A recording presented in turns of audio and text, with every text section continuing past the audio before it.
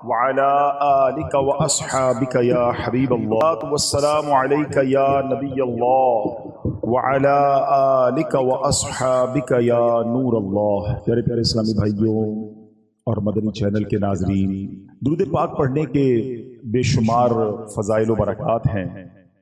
مصطفیٰ جان رحمت شمع بزم ہدایت صلی اللہ تعالی علیہ وسلم کا فرمان عالی شان ہے کہ تم اپنی مجلسوں کو مجھ پر درود پاک پڑھ کر آراستہ کیا کرو کہ تمہارا مجھ پر درود پاک پڑھنا کل بروز قیامت تمہارے لیے نور ہوگا۔ ہم سب چاہتے ہیں قیامت کے دن ہمیں نور ملے، ہم بے نور نہ رہ جائیں، تو ہمیں دنیا میں کثرت کے ساتھ درود پاک پڑھنے ہیں۔ آئیے مل کر محبت کے ساتھ بآواز بلند درود پاک پڑھ لیں۔ صلو علی الحبیب صلی اللہ تعالی علی محمد صلی اللہ علیہ وسلم۔ پیارے اسلامی بھائیوں، دعا یقیناً یہ ایک بڑا کمال کا عمل ہے، بہت شاندار عبادت ہے۔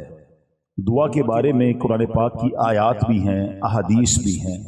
اللہ قرآن میں فرماتا ہے ادعونی استجب لکم، تم مجھ سے مانگو میں تمہیں عطا کروں گا۔ احادیث میں نبی پاک نے فرمایا الدعاء مخ العبادہ، دعا عبادت کا مغز۔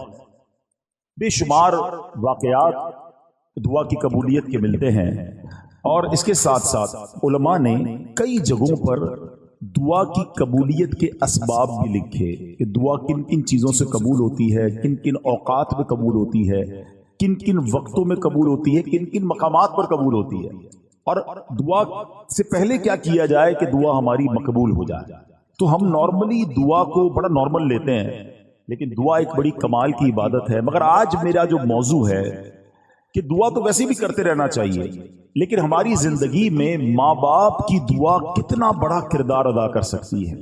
آج میں یہ بات کرنا چاہوں گا کہ والدین کی دعا کا اثر کتنا ہوتا ہے، اور پھر خدا نہ خواستہ والدین کو کوئی تکلیف دے دے تو پھر والدین کی زبان سے اگر بد دعا نکل جائے تو وہ کتنی بڑی ہلاکت کا باعث بن جاتا ہے۔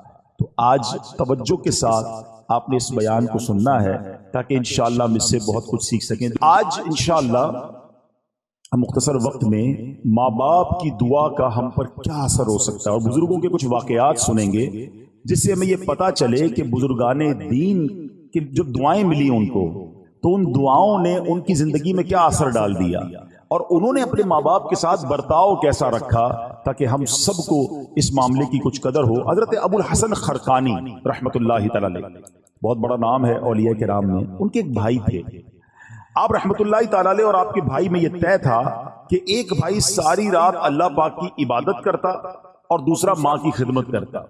جب دوسری رات آتی تو ماں کی خدمت کرنے والا بھائی عبادت، اور عبادت کرنے والا بھائی جو وہ ماں کی خدمت کرتا۔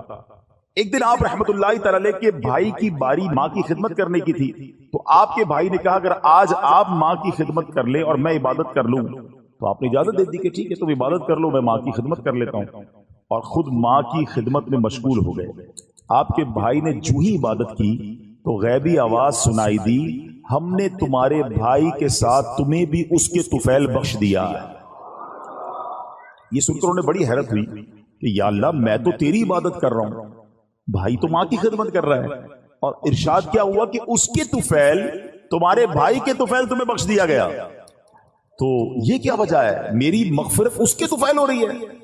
تو ندا آئی کہ ہمیں تیری عبادت کی حاجت نہیں، بلکہ محتاج ماں کی خدمت کرنے والی کی اطاعت ہمارے لیے باعث خوشنودی ہے۔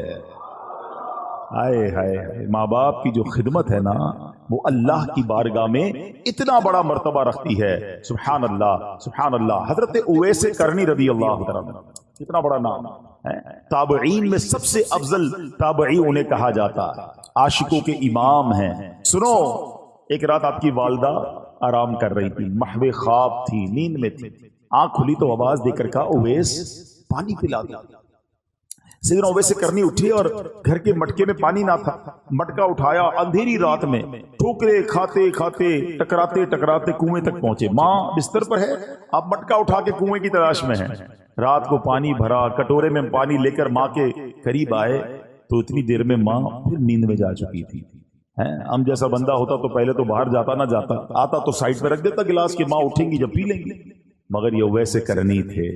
ماں کے سرہانے کھڑے ہو گئے اور رات گزار دی۔ صبح ہوئی، جب والدہ کی آنکھ کھلی تو دیکھا حضرت ویسے کرنی ماں کے سرہانے پانی کا پیالہ لے کر کھڑے ہوئے ہیں۔ کہا لخت جگر کہ تم کیوں کھڑے ہو؟ ساری رات کھڑے رہے۔ کما اس لیے کھڑا رہا کہ رات کسی وقت آپ کی آنکھ کھل جاتی، آپ کو پانی آپ نے مانگا تھا، میں پانی آپ کو پیش کرتا۔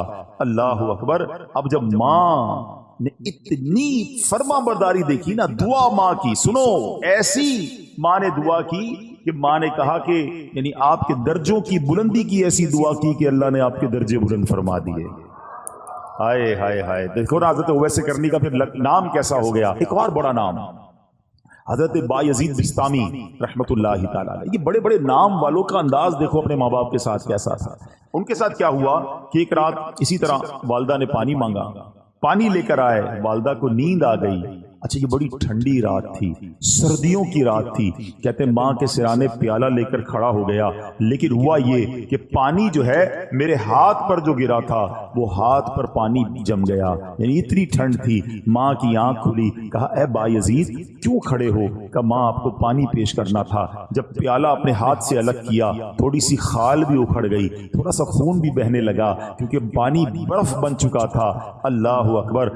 ماں نے بڑی دعاؤں سے نوازا۔ اسی طرح ایک رات والدہ نے ان کو حکم دیا کہ دروازے کا ایک پٹ کھول دو، لیکن رات بھر میں اس پریشانی میں کھڑا رہا کہ دایاں دروازہ کھولوں یا بایاں دروازہ کھولوں، کیونکہ اگر ان کی مرضی کے بغیر میں نے کھول دیا تو کہیں حکم عدولی نہ ہو جائے۔ ایک مرتبہ بایزید بسطامی کی والدہ محترمہ نے آپ کو مکتب بھیجا۔ سورہ لقمان پڑھتے پڑھتے جب اس آیت پر پہنچے انشکر لی ولی والدیک، اللہ اکبر۔ اس کا معنی پتہ کیا ہے؟ اس کا معنی بنتا ہے یہ کہ حق مان میرا اور اپنے ماں باپ کا۔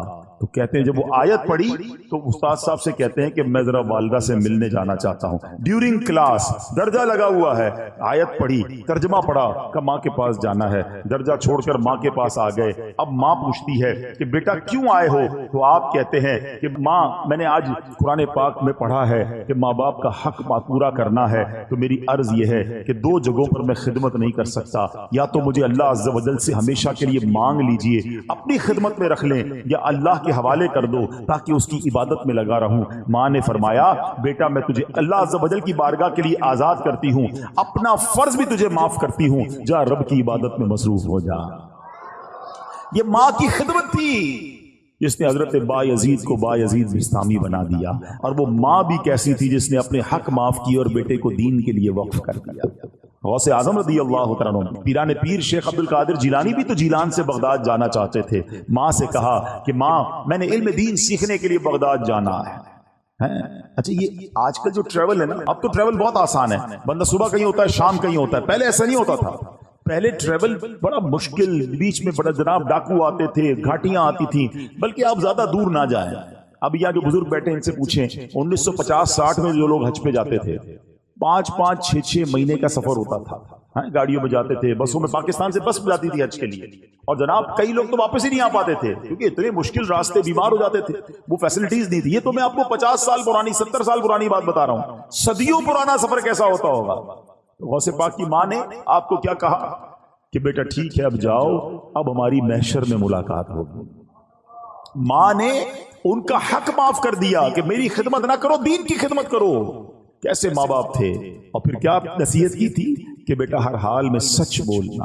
وہ واقعہ یاد ہے نا کہ جب ڈاکوؤں نے آپ کو پکڑا اور آپ نے اپنا مال بتا دیا، اور کیوں بتایا کہ ماں سے وعدہ کیا ہے ہر حال میں سچ بولنا، مال جاتا ہے تو چلا جائے۔ ڈاکوؤں کا سردار رونے لگا کہ تم ماں سے کیے ہوئے وعدے کو پورا کر رہے ہو، میں بھی اپنے ویب سے کتنے وعدے کیے، میں کیوں پورے نہیں کرتا۔ پورے ڈاکوؤں نے توبہ کر لی اور مال بھی واپس لوٹا دیا۔ مگر یہ ماں باپ کی خدمتیں تھیں، یہ ماں باپ کی دعائیں تھیں۔ میں تحدیث نعمت کے لیے اپنے والدین کی ایک بات یہاں عرض کر دیتا ہوں، شاید اور والدین کو اس میں ترغیب ملے کہ الحمدللہ میرے دونوں یعنی امی ابو دونوں نے مجھے بہت پہلے کہہ دیا تھا کہ ہم نے آپ کو اپنا حق معاف کر دیا ہے، آپ جائیے دین کا کام کیجئے۔ کیونکہ میں بہت زیادہ ان کے پاس نہیں بیٹھ پاتا تھا، ٹریول کافی ہوتا تھا، سفر کافی ہوتا تھا، لیکن میں کبھی کبھی ان سے کہتا تھا کہ میں آپ کی اتنی خدمت نہیں کر پاتا، تو انہوں نے یہی کہا کہ ہم نے آپ کو اپنا حق معاف کیا، آپ دین کی خدمت کیجئے۔ تو اے میرے پیارے اسلامی بھائیوں، جہاں بچوں کو یہ حکم دیا جا رہا ہے کہ والدین کا ادب کریں، ان کی دعائیں لیں، لیکن اگر ماں باپ دیکھیں نا کہ بیٹا اگر دین کی طرف جا رہا ہے، اگر دین کا بڑا کام کر رہا ہے تو انہیں سپورٹ کرنا چاہیے۔ ہم نے ایسا بھی دیکھا کہ کوئی بچہ عالم بننا چاہتا ہے، حافظ بننا چاہتا ہے، دین کا کام کرنا چاہتا ہے، والدین اس کا الٹا دل توڑ رہے ہوتے ہیں، سختی کر رہے ہوتے ہیں، نہیں تمہیں دیندار نہیں بننا ہے۔ اور ہم نے دیکھا کہ ایسے والدین آگے جا کر سر پکڑ کر بیٹھے ہوتے ہیں، کیونکہ جب بچے کو دین سے آپ روکتے ہیں تو وہ دنیا میں ایسے غرق ہو جاتا ہے کہ بعض اوقات بری لائن میں پڑ جاتا ہے،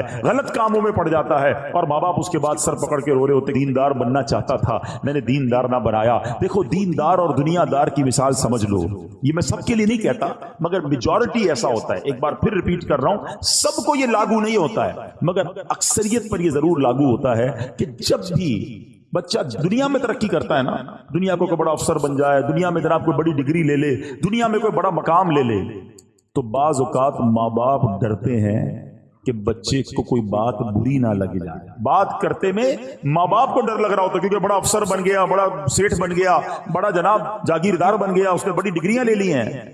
یہ ہے دنیا دار کی ترقی کا نتیجہ۔ اور اگر بیٹا دین میں ترقی کر جائے نا، عالم بن جائے، مفتی بن جائے، دین کا مبلغ بن جائے، تو اکثریت یہ ہوتی ہے کہ بچہ ڈرتا ہے کہ ماں باپ کو برا نہ لگ جائے۔ فرق ہے نا، وہ اتنا بڑا مفتی بھی ہوگا کیونکہ اس نے قرآن پڑھا ہے، اس نے حدیث پڑھی ہے کہ ماں باپ راضی ہیں تو رب راضی ہے، ماں باپ ناراض ہیں تو رب بھی ناراض ہو جائے گا، تو اس کو ماں باپ کی رضا کی فکر ہو جاتی ہے۔ تو کبھی اپنے بچوں کو دینداری سے دور نہ کریں۔ اتنے بڑے بڑے علماء کرام، اتنے بڑے بڑے مفتیان کرام، میں نے پہلے بھی یہ واقعہ کئی بار بیان کیا، حضرت امام اعظم ابو حنیفہ، آپ کروڑوں حنفیوں کے پیشوا ہیں اور وقت کے امام، اس زمانے میں بھی آپ کے علم کا شہرا تھا۔ آپ کی والدہ جو تھی وہ کسی مسجد کے امام صاحب کی باتیں بڑی شوق سے سنتی تھی۔ تو ہوا یہ کہ ایک بار ان کی والدہ نے کہا کہ جاؤ قاضی ذرا سے جو ہے نا وہ میرے لیے سوال پوچھ کے آؤ۔ امام اعظم خود وقت کے امام ہیں، وہ آپ کہہ سکتے تھے ماں تم مجھے کہہ رہی ہو کہ میں ایک مسجد کے امام سے مسئلہ پوچھ کے آؤں، میں خود سب سے بڑا مفتی ہوں، لوگ میرے اتنے بڑے بڑے تو میرے شاگرد ہیں۔ مگر ماں کا حکم تھا نا، ماں کو یہ نہیں کہا میں بڑا ہو گیا ہوں، ماں کو یہ نہیں کہا میرا مرتبہ بڑا ہو گیا ہے، ماں کا حکم تھا مسجد کے امام صاحب کے پاس پہنچ گئے۔ امام اعظم ابو حنیفہ کہتے ہیں میری ماں نے یہ مسئلہ پوچھا، حضور جواب دیجئے۔ وہ امام صاحب کہتے ہیں حضور کیوں شرمندہ کر رہے ہیں، آپ وقت کے امام ہیں، آپ کو میں جواب دوں گا۔ کہا میری ماں نے تم سے پوچھنے کو کہا ہے۔ کہا اچھا ایسا کریں جواب آپ لکھ دیں، دستخط میں کر دیتا ہوں۔ جواب امام اعظم نے لکھا، دستخط امام صاحب نے کیا، ماں کو لے کر آئے کہ ماں یہ جواب دیا امام صاحب نے۔ کہا ٹھیک ہے۔ تھوڑے دنوں بعد ماں کہتی ہے میں خود جاؤں گی سوال پوچھنے کے لیے۔ اب امام اعظم نے کیا کیا، ماں سے بحث نہیں کی، ماں سے لڑائی نہیں کی، میں اتنا بڑا مفتی، اتنا بڑا امام، تم چل کر وہاں تک جاؤ گی، اتنا سفر ہم کریں گے، مجھ سے مسئلہ پوچھ لو۔ ادب، دیکھو یہ ہے فرق۔ دین میں ترقی کی تھی نا تو ادب میں بھی ترقی تھی، تعظیم میں بھی ترقی تھی۔ ماں کو سواری پر بٹھایا اور کوفہ کی گلیوں میں لوگوں نے دیکھا کہ وقت کا امام ماں کی سواری کی رسی پکڑ کر مسجد کے امام کے پاس مسئلہ پوچھنے جا رہا ہے۔ آپ ادب سے باہر کھڑے ہو گئے مسجد کے، ماں اندر جاتی ہے، مسئلہ پوچھتی ہے، ماں واپس آتی ہے، امام اعظم رسی پکڑ کر واپس لے کر آتے ہیں۔ اے میرے پیارے اسلامی بھائیوں، اس واقعے سے شاندار درس یہ ہے، آج ہم میں کوئی مالدار بن جائے، کوئی جناب افسر بن جائے، کوئی جناب کسی علاقے کا کونسلر، ایم این اے، ایم پی اے یا ویسے ہی مشہور ہو جائے، دیندار لوگوں سے بھی بات کر رہا ہوں، اگر تمہارے کچھ چاہنے والے بن گئے، کچھ فالوور بن گئے، کبھی اپنے ماں باپ کو یہ مت کہنا میں بڑا ہو گیا ہوں، میں بڑا آدمی ہو گیا ہوں، میرے سے اس طرح بات نہ کرو، میرے پاس ٹائم نہیں ہے۔ میں کچھ بھی ہو جاؤں اپنے ماں باپ کا بچہ ہی ہوں۔ ہاں، ان کی ویل چیئر چلانے کا جو مزہ ہے نا، ان کے پیر دبانے کا جو لطف ہے، اور ان کے لیے کوئی خدمت کرنے کا جو لطف ہے وہ اٹھایا کرو۔ اپنے آپ کو بڑا ماں باپ کے سامنے مت سمجھنا۔ جنہوں نے اپنے ماں باپ کے آگے اپنے آپ کو جھکایا، اپنے ماں باپ کی تعظیم کی، اللہ نے ان کے ناموں کو بلند کر دیا۔ ہاں، ادھر اونچا سر کرو گے تو دنیا میں ذلیل ہو جاؤ گے، ادھر سر جھکا دو گے، تعظیم کرو گے، دعا لگ گئی تو بیڑا پار ہو جائے گا۔ ہاں، حضرت محدث اعظم پاکستان مولانا سردار صاحب، کتنا بڑا نام ہے، بڑے بڑے علماء ان کے شاگرد ہیں۔ آپ کو پتا ہے آپ کی والدہ آپ کو کیا دعا دیتی تھی؟ ان کا نام سردار تھا، کہ میرے بیٹے کو اللہ دین میں سردار بنا دے۔ ماں کی دعا لگی، اب محدث اعظم پاکستان بن گئے۔ یہ ہے ماں کی دعا کا صلہ۔ اے میرے پیارے اسلامی بھائیوں، اور بڑے بڑے صحابہ، خود نبی پاک علیہ الصلوۃ والسلام کا انداز اپنے والدین، صرف والدین نہیں، ماں باپ کے جو دوست ہوتے ہیں، ماں باپ کا انتقال ہو جائے نا تو فیملی میں اب ہمارے یہاں پرابلم کیا ہے، جب ماں باپ کا انتقال ہوا اب ماں باپ کے دوستوں سے رشتہ داروں سے رشتہ ہی ختم. ادھر والدہ کا انتقال ہوا ننیال سے رشتہ ختم، والد صاحب کا انتقال ہوا ددیال سے رشتہ ختم، چاچا کو کوئی نہیں پوچھتا، تایا کو کوئی نہیں پوچھتا ہے. ادھر اسی طرح امی کا انتقال ہو گیا ننیال کو کوئی نہیں پوچھ رہا. نہیں، جن کا ان کے ساتھ تعلق تھا ان کی روح کو اگر راضی کرنا ہے تو ان کے جانے کے بعد ان کے رشتہ داروں اور ان کے دوستوں کے ساتھ اچھا سلوک کریں. آپ سنیں حضرت سیدنا عبداللہ ابن عمر سے مکہ مکرمہ میں ان کی ایک عربی ایک دیہاتی سے ملاقات ہوئی. عبداللہ ابن عمر نے اس کو سلام کیا، جس سواری پر آپ سوار تھے اس بندے کو، اس عربی کو اس سواری پر بٹھا لیا اور اپنا امامہ اتار کر اسے دے دیا. اب باقی ساتھی دیکھ رہے ہیں اتنی بڑی شخصیت اور جناب یہ کیا کر رہے ہیں گاؤں گوٹ کے آدمی کے ساتھ. حضرت یہ تو تھوڑے سے پیسوں سے تھوڑے سے تحفے سے بھی گاؤں والے خوش ہو جاتے ہیں، آپ نے اتنی مہربانی کیوں کی؟ آپ نے فرمایا کہ اس کا باپ جو ہے نا میرے والد سیدنا عمر بن خطاب، حضرت عمر کے بیٹے تھے نا حضرت عبداللہ بن عمر، کہتے اس کا جو والد تھا نا وہ میرے والد حضرت عمر کا دوست تھا. میں نے اللہ کے رسول کو فرماتے ہوئے سنا ہے کہ بہتر بھلائیوں میں سے ہے کہ بیٹا اپنے باپ کو ساتھ محبت رکھنے والوں سے بھی صلہ رحمی کرے. یعنی جو آپ کے والد کے ساتھ اچھا سلوک کرے نا، اب وہ چلے گئے والد صاحب دنیا سے، اب ان کے ساتھ اچھا سلوک کرے. آپ کو معلوم ہے نبی پاک علیہ الصلوۃ والسلام بی بی خدیجہ الکبریٰ رضی اللہ تعالی عنہا کی جو سہیلیاں تھیں نا ان کو بھی تحفے بھجوایا کرتے تھے، حالانکہ ان کا وصال ہو گیا تھا. یہ سبق ہے ہم سب کے لیے. بعض اوقات ہمارے والد کا بڑا گہرا دوست ہمارے سامنے آ جاتا ہے، ابو تو رہے نہیں، بندہ اس کو گھانسی نہیں ڈالتا، ارے کھڑے ہو کے ہاتھ چومے اس کا، یہ آپ کے چچا کی مانند ہے، اس کی عزت کرو گے تو والد کی روح خوش ہو جائے گی. اپنے اصلی چچا کی خدمت کریں، چچا زاد بھائی بہنوں کا خیال رکھیں. لیکن آج ایسا ہوتا نہیں. اے میرے پیارے اسلامی بھائیوں، اگر آپ آخرت میں ترقی چاہتے ہو ماں باپ کی دعائیں ضرور لینا، یہ دعائیں پار لگا دیتی ہیں. سنو پیارے آقا علیہ الصلوۃ والسلام کا انداز کیا تھا. ایک بار نبی پاک علیہ الصلوۃ والسلام کو حضرت ابو طفیل رضی اللہ عنہ فرماتے ہیں کہ ہم نے نبی پاک علیہ الصلوۃ والسلام کو دیکھا کہ آپ مقام جعرانہ میں، جو ماشاءاللہ بڑا عمرہ کرنے گئے ان کو پتہ ہے جگہ، کہ وہاں وہ گوشت تقسیم فرما رہے تھے. میں اس وقت چھوٹا تھا اور اونٹ کی اڈی اٹھائے ہوئے تھا کہ ایک عورت سامنے سے آئی، حتیٰ کہ وہ نبی پاک کے قریب پہنچی تو پیارے آقا نے اپنی چادر مبارک بچھا دی جس پر وہ بیٹھی. جب وہ چلی گئی تو میں نے کہا یہ کون تھی؟ صحابہ کرام نے فرمایا یہ نبی پاک علیہ الصلوۃ والسلام کی رضائی والدہ تھی. حضرت ملا علی قاری فرماتے ہیں یہ حلیمہ سعدیہ تھی.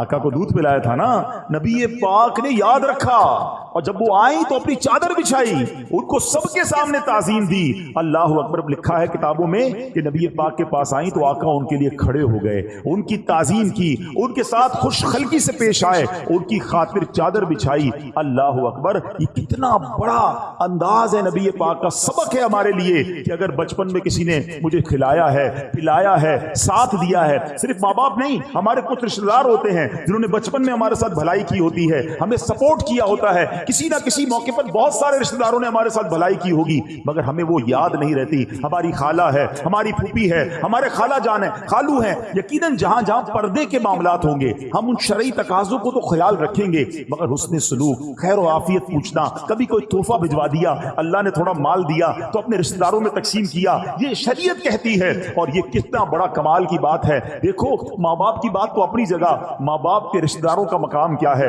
آپ سنیں گے آپ کا ایمان تازہ ہو جائے گا. ایک بار نبی پاک علیہ الصلوۃ والسلام کے پاس ایک شخص آیا اور آ کر کہتا ہے کہ حضور مجھ سے گناہ ہو گیا ہے، کیا میری جو ہے توبہ قبول ہو جائے گی؟ اب ذرا غور سے سنیے گا، میری توبہ قبول ہو جائے گی، مجھ سے گناہ ہو گیا ہے. اب نبی پاک نے اس کے سوال پہ کیا کہا؟ پیارے آقا علیہ الصلوۃ والسلام فرمایا کیا تیری والدہ ہے؟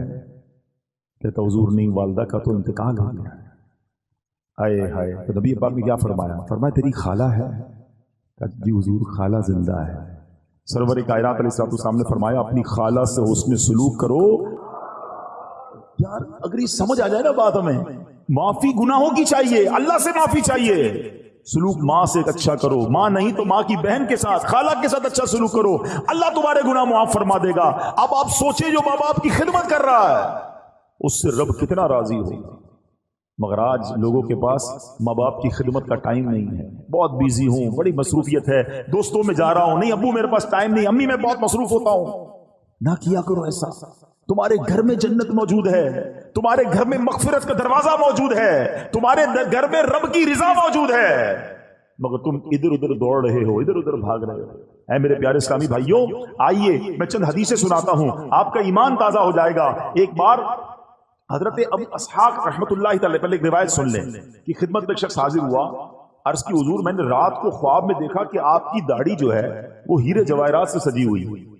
بزرگ کو کسی اور نے خواب میں دیکھ کر آ کر کہا کہ میں نے خواب میں دیکھا کہ آپ کی داڑھی جو ہے اس میں ہیرے جواہرات ہیں۔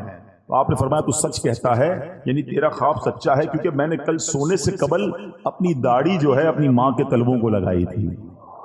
ہائے ہائے ہائے، یہ اسی کی برکت ہے، یہ ہے ماں باپ۔ سبحان اللہ۔ نبی پاک علیہ السلام فرماتے ہیں والدین جنت کے دروازوں میں سے درمیانی دروازہ ہے، اب تجھے اختیار ہے، چاہے اس دروازے کو ضائع کر دے یا اس کی حفاظت کر دے۔ ایک اور جگہ نبی پاک فرماتے ہیں، کسی نے پوچھا یا رسول اللہ والدین کا حق اس کی اولاد پر کیا ہے؟ آپ علیہ السلام نے فرمایا والدین ہی تیری جنت اور دوزخ ہیں۔ اب یہ بڑی ایک لائن ہے، مگر اس کو سمجھو، خدمت کر لی، راضی کر لیا تو یہی تیری جنت ہے، اور اگر ان کو ناراض کر لیا نا، بعض اوقات ساری دنیا راضی ہوتی ہے ہم سے، محلے والے بڑے خوش ہوتے ہیں، نمازی ہماری بڑی تعریف کر رہے ہوتے ہیں، مگر ماں باپ ناراض ہوتے ہیں، تو یہی تیری جنت ہے، یہی تیری دوزخ ہے۔ اگر یہ ناراض ہو گئے نا تو پھر تباہی ہے، پھر بربادی ہے۔ اس کا مطلب یہ ہوا کہ پریورٹی کیا دینی ہے کہ ماں باپ راضی رہیں، ماں باپ خوش رہیں، اور سبحان اللہ جب وہ دعا دے دے نا، آئے ہائے، واقعات تو اتنے دعا کے کہ ماں باپ کی دعا سے کون کہاں پہنچ گیا۔ اچھا ایک اور بات یاد رکھیے گا کہ دعا میں بھی جو ہے نا ایک یہ ہوتا ہے کہ ہم کہتے ہیں امی دعا کر دیں، ابو دعا کر دیں، اچھی بات ہے، مزہ پتہ کیا ہے، میں کہوں نا، میں خدمت ایسی کروں کہ ان کے دل سے دعا نکلے، وہ جو اثر رکھتی ہے نا، ایمان تازہ ہو جائے گا۔ سنو ایک واقعہ، ایک گناہگار نوجوان کا انتقال ہوا، اس کو کسی نے خواب میں جنت میں حاجیوں کے ساتھ ٹہلتے دیکھا۔ اچھا حج اس نے کیا نہیں تھا بھی گناہگار، پہلے تو جنت میں کیسے پہنچا؟ دوسرا سوال حاجیوں کے ساتھ کیوں ہے؟ تو کسی نے کہا کہ تو تو بڑا گناہگار تھا، تیرا تو کوئی عمل بھی نہیں، کہ میں نہیں پتا یہ سارے وارے نیارے کیسے ہو گئے؟ کہ میری ایک ضعیف ماں تھی، میں جب مکان سے باہر جاتا تھا نا تو اپنا سر ان کے قدموں میں رکھ دیتا، قدم چومتا، اس کے بعد باہر نکلتا۔ میری ماں مجھے دعا دیا کرتی تھی، اللہ تجھے بخش دے اور تجھے حج کا ثواب عطا فرمائے۔ آئے ہائے، کہتا ہے اللہ نے میری ماں کی دعا قبول کر لی، مجھے بخش بھی دیا اور مجھے حاجیوں کے ساتھ بھی کر دیا۔ یہ دعا ہے، دل سے نکلے نا تو بیڑا پار کر دیتی ہے۔ وہ سنا ہوگا نا واقعہ، میں صرف اشارہ دے کے نکل جاتا ہوں کہ حضرت موسیٰ نے رب سے عرض کیا تھا کہ مولا میرا جنت میں پڑوسی بتا دے، اشارہ کیا گیا کہ فلاں کسائی تیرا پڑوسی ہے، کسائی اور حضرت موسیٰ کا پڑوسی کلیم اللہ کا پڑوسی، آپ ڈھونڈتے ڈھونڈتے پہنچ گئے۔ ڈیٹیل کیا ملی کہ ماں کی جب خدمت کرتا تھا، والد کی جو خدمت کرتا تھا، تو وہ دعا دیتے تھے کہ یا اللہ میرے بچے کو جنت میں موسیٰ کا پڑوسی بنا دینا۔ اللہ نے وہ دعا قبول فرما لی اور کلیم اللہ کا پڑوسی بنا دیا۔ دعا لیا کرو اپنے ماں باپ کی، جس کے ماں باپ زندہ ہیں، دل سے دعا لیا کرو، خوش کر دو ان کو، جو وہ چاہے انہیں دو، کیونکہ یہ دعا تمہارے سارے غم، سارے دکھ دور کر دے گی۔ سنو سنو، امام بخاری کو کون نہیں جانتا؟ ہم سب امام بخاری کا بڑا تذکرہ سنتے ہیں۔ وقت کے امام بخاری شریف جنہوں نے لکھی، امام بخاری کی بچپن میں آنکھیں ہی چلی گئی تھی، اب نابینا ہو گئے۔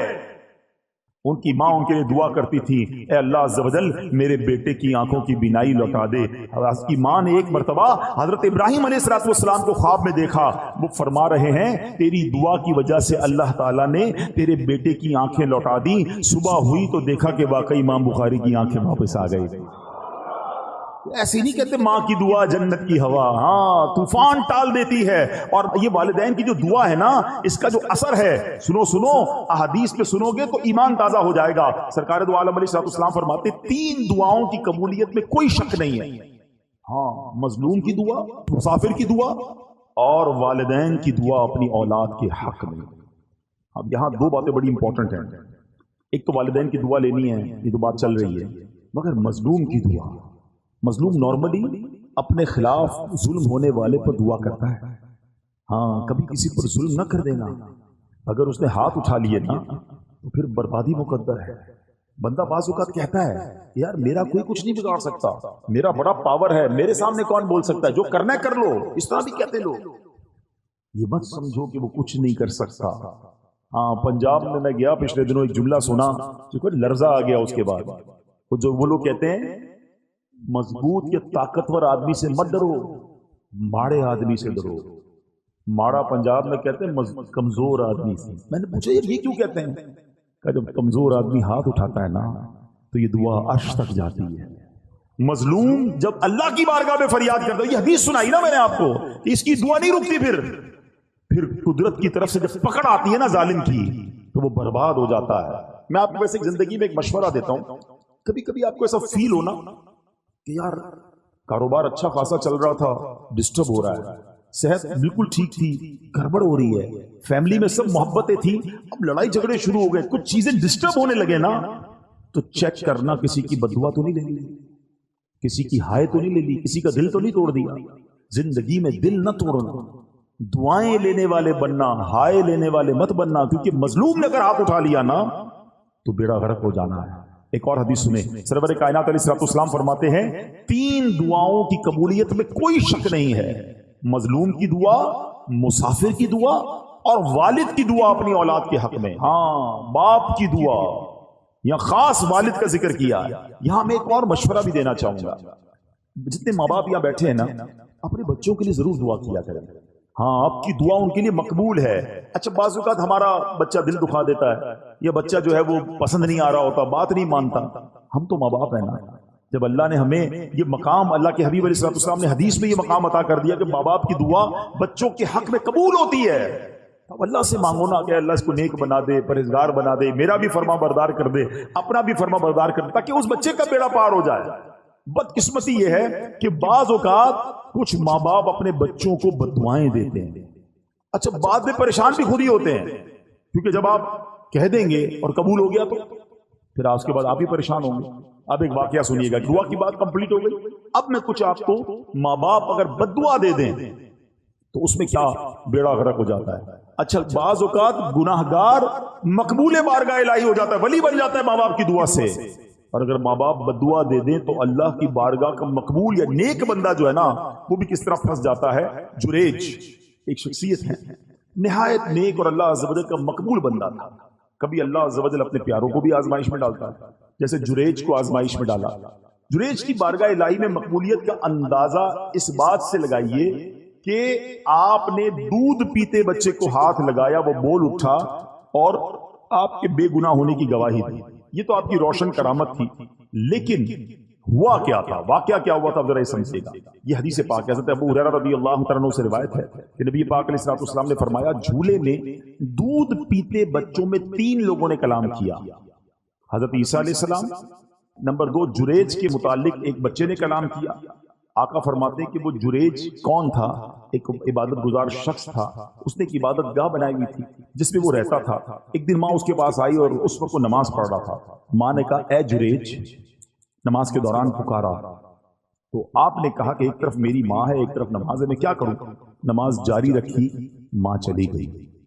دوبارہ اگلے دن ماں آئی، پھر نماز پڑھ رہا تھا، ماں نے پکارا، اے جریج، پوچھا، سوچا ایک طرف تو اللہ کی نماز ہے، پروردگار کی عبادت ہے، دوسری طرف ماں ہے، نماز جاری رکھی، ماں کا دل ٹوٹا، ماں نے اس سے بددعا دی۔ ماں نے کہا کہ اے اللہ، اس کو اس وقت تک موت نہ دینا جب تک کسی بری عورت کا یہ سامنا نہ کر لے۔ اب کیا ہوا؟ تو بنی اسرائیل کے لوگ آپس میں جریج کی عبادت کا بڑا ذکر کرتے تھے۔ ایک بد کردار حسین و جمیل عورت، جو بری عورت تھی، اس نے بنی اسرائیل سے کہا، اگر تم کہو تو میں اس کو اپنے فطرے میں پھنسا لیتی۔ پھر وہ عورت جریج کے پاس آئی، جریج نے اس کی طرف کوئی توجہ نہیں دی۔ وہ عورت اس چرواہے کے پاس آئی جو جریج کی عبادت کے پاس ہی رہتا تھا۔ اس بدبخت نے اس عورت کے ساتھ غلط کام کیا۔ اب اس عورت کے یہاں جب بچہ ہوا تو یہ جا کر اس نے الزام لگایا کہ یہ بچہ جریج کا ہے۔ لوگ جریج کی عبادت گاہ پر گئے اور اس کو نکالا، مارنا پیٹنا شروع کر دیا کہ تو بڑی عبادت گزار بنتا تھا، یہ تجھ پر اتنا بڑا الزام۔ اب جریج نے کہا، مسئلہ کیا ہے؟ کہا، یہ عورت کہتی تو نے غلط کام کیا، یہ بچہ تیرا ہے۔ جریج نے کہا، پہلے مجھے ٹھہرو، نماز پڑھنے دو۔ 2 رکعت نماز پڑھی اور بچے کے پاس آیا، اس کے پیٹ میں انگلی چبو کر دریافت کیا، اے لڑکے تمہارا باپ کون ہے؟ اس نے کہا، یہ چرواہا میرا باپ ہے۔ لوگوں نے آگے بڑھ کر اب جریج کو بوسہ دیا، معافی مانگی، بولے ہم آپ کو سونے کی ایک عبادت گاہ تعمیر کر دیتے ہیں۔ جریج نے جواب دیا، نہیں، تم دوبارہ مٹی سے ہی تعمیر کر دو، جیسے پہلے میری عبادت گاہ تھی ویسا ہی بنا دو۔ نبی پاک نے واقعہ سنایا، باتیں سیکھنے کو کیا ملی؟ کہ ماں کا دل دکھایا تو آزمائش آئی نا، جو ماں نے کہا ایسا ہوا. یہ تو ٹھیک ہے کہ اللہ پاک نے اس کو آزمائش سے نکال دیا، لیکن ماں باپ کا دل کبھی نہیں دکھانا. ہاں کتنا ہی تمہارا بڑا مرتبہ ہوا نا، اور ماں باپ ناراض ہو گئے تو بہت بڑی مشکل میں آ جائیں گے. اسی طرح زمخشری، یہ معتزلیوں کا بڑا عالم ہے، جنہوں نے کتابیں پڑھی ہیں وہ جانتے ہیں کہ اس کی ٹانگ کٹ گئی. لوگوں کے پوچھنے سے کہ کیسے ہوا تو کہا یہ میری ماں کی بد دعا کا نتیجہ ہے. معاملہ کیا ہے کہ بچپن میں ایک چڑیا میں نے پکڑی تھی اور اس کی ٹانگ ڈوری سے باندھ دی. اتفاق سے وہ میرے ہاتھ سے چھوٹ کر دیوار میں گھس گئی. اب جب میں اسے کھینچتا تھا تو ظاہر ہے اس کی ٹانگ تو باہر آ رہی تھی، چڑیا نہیں آ رہی تھی. تو میں نے ڈوری زور سے پکڑ کر کھینچی تو اس کی ٹانگ ہی باہر آ گئی. چڑیا اندر ہی رہ گئی، ٹانگ اس کی باہر آ گئی. میری ماں نے جب یہ دردناک منظر دیکھا تو بے ساختہ میری ماں کی زبان سے نکلا کہ جس طرح تم نے اس کا پاؤں کاٹا ہے اللہ تیرا پاؤں بھی کاٹے. حالانکہ وہ اس زمانے کا عالم تھا. وہ کہتا ہے بس میں بخارا کے سفر پر گیا علم سیکھنے، سفر کے دوران میں گر پڑا، ٹانگ پر شدید چوٹ آئی، ٹانگ کا زخم ایسا بگڑا کہ آخر مجھے اپنی ٹانگ کٹوانا ہی پڑی. یاد رکھنا، امام بخاری کی آنکھیں آ گئی ماں کی دعا سے، اور زمخشری کی ٹانگ چلی گئی ماں کی بد دعا سے. یہ سمجھنا ہے ماں باپ کی دعا کمال کا کام ہے، لیکن کبھی ان کا دل مت دکھانا. ایک شخص کے بارے میں آتا ہے کہ ماں نے آواز دی، اسے جواب نہیں دیا. ماں نے کہا تو گونگا ہو جائے، تو وہ گونگا ہو گیا. اچھا یہاں اب میں واپس اسی پوائنٹ کی طرف آؤں گا. ہم ماں باپ، جو مجھے ماں باپ سن رہے ہیں، بچوں کو میں الگ سمجھا رہا ہوں، لیکن ماں باپ سے میری عرض یہ کہ کبھی بھی بچہ دل دکھائے نا، بد دعا مت دینا. کیا پتا وہ قبولیت کی گھڑی ہو، کیا پتا وہ قبولیت کا وقت ہو اور آپ کی زبان سے نکلے اور وہی کام آپ کے بیٹے کے ساتھ ہو جائے. وہ عورتیں ہماری بہت زیادہ، تجھے کیڑے پڑے تو برباد ہو جائے تو کچھ نہ ہو، بعد میں آپ کو ہی تکلیف ہوگی جب بچے کو کچھ ہو گیا تو بد دعا نہ دیں. اور بچوں سے گزارش یہ ہے کہ اپنے ماں باپ کی خوب خدمت کریں، ان کی دعائیں لیں، کیونکہ ماں باپ کی دعا تمہارے سارے غم دور کر دے گی. لوگ بعض اوقات بہت سارے لوگوں کے پاس دعا کے لیے جاتے ہیں، اگر واقعی تمہارے پاس ماں باپ ہے نا، ارے انہی کی قدموں میں بیٹھ جاؤ. انہوں نے ہاتھ اٹھا دیے، طوفان ٹل جائیں گے، مشکلیں آسان ہو جائیں گی. اب آخر میں پیارے اسلامی بھائیوں، اپنے بیان کے اختتام میں ان لوگوں سے کچھ بات کر لیتا ہوں کہ جن کے ماں باپ چلے گئے. اب مسئلہ یہ، ماں باپ تو چلے گئے، اب تو دعا تو لے نہیں سکتے. اب ہم کیا ایسا کریں کہ ان کے جانے کے بعد ان کی روح ہم سے خوش ہو جائے، ان کے جانے کے بعد بھی وہ ہم سے راضی ہو جائے اور اللہ ہمیں ماں باپ کے فرما برداروں میں شامل کر لے. تو اس کا طریقہ یہ ہے کہ ہم پہلے تو ماں باپ کو خوب ایصال ثواب کرتے رہیں. الحمدللہ جن کو اللہ نے نوازا ہے، جو کر سکتے ہیں وہ ماں باپ کے لیے مسجد بنا دیں. مسجد نہیں بنا سکتے، مسجد میں حصہ ملائیں، قرآن خوانی، صدقہ جاریہ کے کام، دعائیں، ہر نماز کے بعد ماں باپ کے لیے دعا کرتے رہیں. انشاءاللہ رب کریم اس کی ماں باپ کی روح کو اس بندے سے خوش کر دے گا، کیونکہ اگر بچہ انہیں یاد کرتا رہے گا، انہیں ایصال ثواب کرتا رہے گا. اسی طرح جن کے ماں باپ حیات ہیں ان کے لیے بھی بڑے پیارے پیارے آداب کتاب میں لکھے کہ ان سے دل سے محبت کریں، ان کو نام سے مت پکاریں، ان کی کنیت سے پکاریں جسے وہ پسند کرتے ہیں. اب جیسے آج کے دور میں امی جان ابو جان کہتے ہیں، بعض لوگ اپنے ماں باپ کو بھی نام سے پکار رہے ہوتے ہیں. ان سے پہلے نہ بیٹھیں، ان کے آگے نہ چلیں، حتی الامکان ان کے برابر نہ بیٹھیں. اگر وہ تشریف لائیں تو ان کے استقبال کے لیے تعظیماً کھڑے ہو جائیں، ان کو عزت کی جگہ بٹھائیں، ان کے لیے اپنی چادر بچھا دیں، چہرے کی بشاشت اور خندہ پیشانی کے ساتھ محبت کے ساتھ ان کا استقبال کریں. اپنی بات احسن انداز میں کریں، اگر نہ مانے تو خاموش ہو جائیں، ضد نہ کریں، ناراض ہوئے بغیر ان کی بات قبول کریں، ان سے نرمی سے بات کریں. ہاں یہ بہت بڑا پرابلم ہے.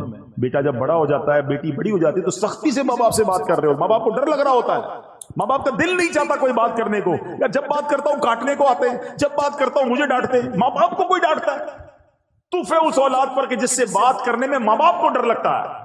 ارے ماں باپ سے بندہ بات ایسے کرے جیسے غلام آقا سے بات کر رہا ہے. کسی افسر کے پاس جاتے تو کیسے جاتے ہیں؟ سر تھوڑا سا میرا کام، تھوڑی فائل پہ سائن کر دیں، آپ کی بڑی مہربانی، بہت شکریہ. بس اچھا وہ کہے نہیں اچھا صاحب کوئی بات نہیں میں کل آ جاؤں گا. اس سے نہیں کہتے آپ مانا کیوں کر رہے ہیں، کل کیوں بلا رہے ہیں؟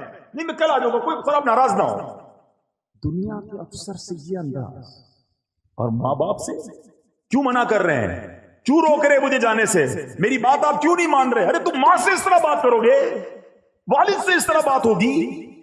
کتابوں میں لکھا ہے بیٹے پر حق ہے والد کا اس طریقے سے کہ بیٹا باپ کے آگے ایسے رہے جیسے غلام آقا کے آگے رہتا. مگر افسوس یہ ہے کہ آج باپ بیٹے کا غلام بنا ہوا ہے. ہونا تو یہ چاہیے تھا کہ بیٹا باپ سے ریکویسٹ کرتا ابو جان پلیز میری بات مان لیں، میرا یہ کام کر دیں، آپ کی بڑی بات نہیں۔ اچھا ہو سکتا ہے کہ یہ والد کا ایٹیٹیوڈ کسی بیٹے کو اچھا لگتا ہو، کسی ماں کا یہ انداز بیٹی کو اچھا لگتا ہو کہ میری ماں دیکھو کتنا ڈرتی ہے مجھ سے، ارے تف ہے تمہاری زندگی پر، تمہاری ماں اور تمہارے والد تم سے ڈر کے بات کر رہے ہیں، میں ان کا بیٹا ہوں، میں ان کی اولاد ہوں، میں ان کی ملکیت ہوں، وہ مجھ سے کس بات کا ڈریں گے؟ وہ مجھے حکم فرمائے، وہ عرض نہ کریں، وہ آرڈر کریں مجھے، وہ حق ہے ان کا۔ مگر آج انداز ہی بدلتا جا رہا ہے، اور یقین جاننا یہ مکافات عمل ہے۔ اگر آپ نے اپنے ماں باپ کا ادب نہیں کیا نا، آپ اس کی ریفلیکشن اپنی اولاد میں دیکھیں گے۔ ہم نے دیکھا ہے کہ جو ماں باپ کا ادب کرتے ہیں اس کی اولاد بھی اس کا ادب کرتی ہے، اور جو ماں باپ کو ستاتے ہیں بعد میں آخرت کا عذاب تو اپنی جگہ ہے، دنیا میں ہی اپنی اولاد میں بندہ یہ دیکھتا ہے۔ تو اے میرے پیارے اسلامی بھائیوں، آج کے اس مختصر سے اجتماع میں یہی عرض کرنے آیا ہوں، قدر کرو اپنے ماں باپ کی، ماں باپ کی دعا لینا، ماں باپ کی بد دعا نہ لینا۔ اور چلے گئے اب انہیں بھولنا نہیں، اور جو چلے گئے انہیں بھولو مت، ہر جمعے کو جائیں قبرستان۔ اچھا مزے کی بات دیکھو، ماں باپ بھی کمال کے لوگ ہیں، زندگی میں ماں باپ کی کوئی محبت۔ کیا رمضان کی کوئی تیاری ہو رہی ہے؟ کئی لوگوں کو ہم نے دیکھا رمضان کے روزوں میں بڑے نڈھال ہو جاتے ہیں، اس کی وجہ یہ ہوتی ہے وہ پورا سال نفلی روزے رکھتے ہی نہیں۔ رمضان سے پہلے نمازوں کی پابندی، رمضان سے پہلے تلاوت شروع، گناہ چھوڑ دیے، بری عادتیں ختم کر دی، بندہ صاف ستھرا ہو گیا کہ یار رمضان آنے والا ہے، مجھے استقبال کرنا۔ آپ کے گھر میں جب کوئی مہمان آنے والا ہوتا ہے اس کا ویلکم کرتے ہیں نا، انتظار کرتے ہیں، استقبال کرتے ہیں، اور جتنا پیارا مہمان، جتنا معزز مہمان اتنی تیاری ہوتی ہے۔ ایسا مہمان جو سال میں ایک بار بڑی مہربانی کرنے والا جب بھی آتا ہے بڑے تحفے دے کر جاتا ہے، اس کے لیے تو بندہ گھر سجاتا ہے۔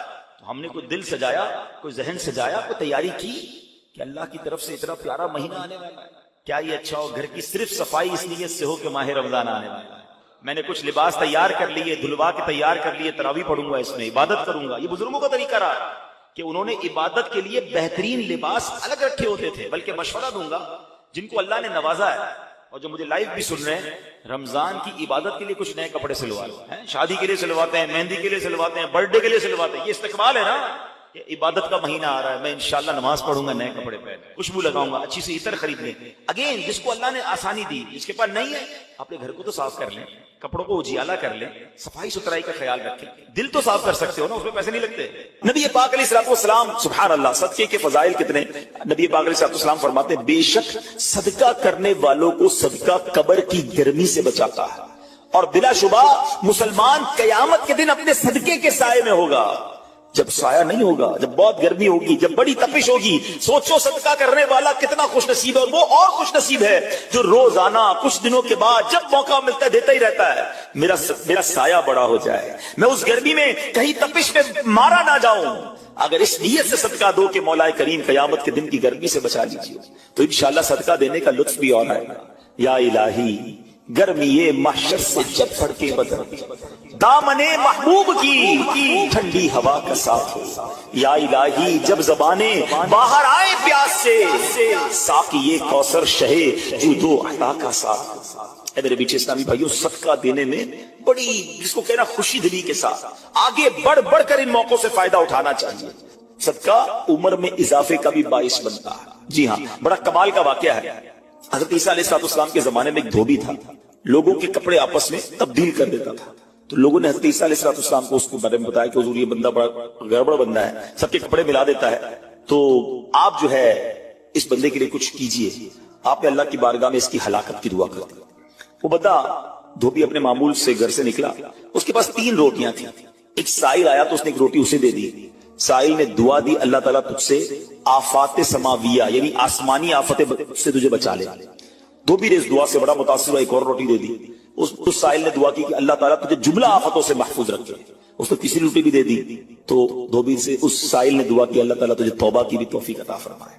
اب ایک بڑا سانپ جو ہے اس کی گٹھڑی میں داخل ہو چکا تھا، کیونکہ اب اس کی ہلاکت کی دعا ہو گئی تھی۔ اس سانپ کی گویا قدرتی یہ ڈیوٹی لگائی گئی تھی کہ اس دھوبی کو کاٹنا ہے۔ جب دھوبی کپڑے لینے کے ارادے سے اس نے گٹھڑی کے اندر ہاتھ ڈالا تو فرشتے نے اس سانپ کو لوہے کی ایک لگام ڈال دی، اور وہ دھوبی سلامتی کے ساتھ واپس آ گیا۔ دھوبی کو پتہ ہی نہیں چلا کیا ہوا۔ لوگوں نے حضرت عیسیٰ علیہ السلام سے عرض کی کہ اے روح اللہ، دھوبی تو صحیح سلامت واپس آ گیا، آپ نے تو اس کی ہلاکت کی دعا کی تھی، آپ تو اللہ کے نبی ہیں، ذرا سنو۔ حضرت عیسیٰ علیہ السلام نے دھوبی کو بلایا، फरमाया बताओ तुमने कौन सी भलाई की है? कहता 3 रोटियां थी, तीनों अल्लाह की राह में सदका की, और वो मुझे फकीर जो था वो हाथ उठा उठाकर, झोलियां उठा उठाकर दुआएं देता रहा। तो आप अलैहिस्सलातु वस्सलाम सांप से पूछा कि तुमने इसे कत्ल क्यों नहीं किया? सांप ने अर्ज की, ए अल्लाह के नबी, अल्लाह अज़्ज़ा वजल ने आपकी दुआ कबूल फरमा ली थी और मुझे इसको हलाक करने के लिए भेजा था। जब इस धोबी ने साइल को सदका दिया तो एक फरिश्ते ने आकर मुझे लोहे की लगाम डाल दी। जब लोगों ने बात सुनी, धोबी ने ये बात सुनी, उसे बड़ा ताज्जुब हुआ कि इतना गुनाहगार, मैं लोगों को इतनी तकलीफ पहुंचाने वाला, सिर्फ एक नेकी की और मुझे आफत से बचा लिया गया। उस धोबी ने तौबा कर ली, क्योंकि उस साइल ने तौबा की भी दुआ की थी। तो पता ये चला, आफतों से बचना चाहते हैं, मुसीबतों से बचना चाहते हैं। आजकल तो कोरोना वायरस का जमाना है, बलाओं का जमाना है। अरे इसमें तो ज्यादा सदका देना चाहिए, अपने नाम का भी, बच्चों के नाम का भी, फैमिली के हर फर्द के नाम पर सदका निकालते रहे कि या अल्लाह सदके की बरकत से इन बलाओं, इन वबाओं से बचाना। अरे वबाओं से, बलाओं से, आने वाली मुसीबतों से सदका कैसे बचाता है? कि सुनिए, एक शख्स सैयदना अबू हुरैरा रज़ियल्लाहु तआला अन्हु की बारगाह में हाजिर हुआ। कहने लगा, हुजूर मेरा बेटा समुद्री सफर पर गया है, आप उसके लिए दुआ फरमाएं। आप रज़ियल्लाहु तआला अन्हु ने फरमाया, उसकी तरफ से सदका दो। सफर पर जाया करो ना, सदका दे के जाया करो। बेटा या फैमिली का कोई फर्द सफर पर है, सदका दो के खैर से वापस आ जाए। सैयदना अबू हुरैरा रज़ियल्लाहु तआला अन्हु ने फरमाया, समुद्री सफर पर है, उसके लिए सदका दो। उस वक्त समुद्र में मौजें उठ रही थी। यहाँ बाप और हजरत अबू हुरैरा रज़ियल्लाहु तआला अन्हु में गुफ्तगू हो रही है। एन उसी वक्त उधर समुद्र में मौजें उठ रही थी, जहाज डूबने के करीब था। इधर इसके वालिद ने अल्लाह की राह में सदका दिया और वहां कहने वाले को कहते हुए सुना गया, ऐ सवारों, तुम्हारे लिए सलामती है, बेशक अल्लाह ताला ने फिदिया कबूल फरमा लिया। बेटा सफर से वापस आया, अपने वालिद को सारा वाकया सुनाया कि जहाज मौजों में था, करीब था कि डूब जाता, मगर फिर एक निदा आई कि तुम्हारे लिए जो सदका दिया गया है वो कबूल कर लिया गया है। तो ऐ मेरे बीच इस्लामी भाइयों, मैंने आपको अहादीस भी सुनाई है, आपको वाकयात भी सुना रहा हूं कि सदका बलाओं को टालता है, सदका बीमारियों को टालता है। आपने नबी पाक अलैहिस्सलातु वस्सलाम की ज़बानी एक खूबसूरत वाकया आपको सुनाता हूं। प्यारे आका अलैहिस्सलातु वस्सलाम ने ही ये वाकया सहाबा इकराम को सुनाया। वाकया क्या है? मेरे आका फरमाते, एक औरत के मुंह में लुकमा था, खाना खा रही थी, हाथ में लुकमा और मुंह में डाल लिया। इतने में दरवाजे पर एक साइल आया। वो औरत कैसी तवक्कुल वाली, कैसी सदका देने वाली, कितना अल्लाह की राह में खर्च करने वाली थी।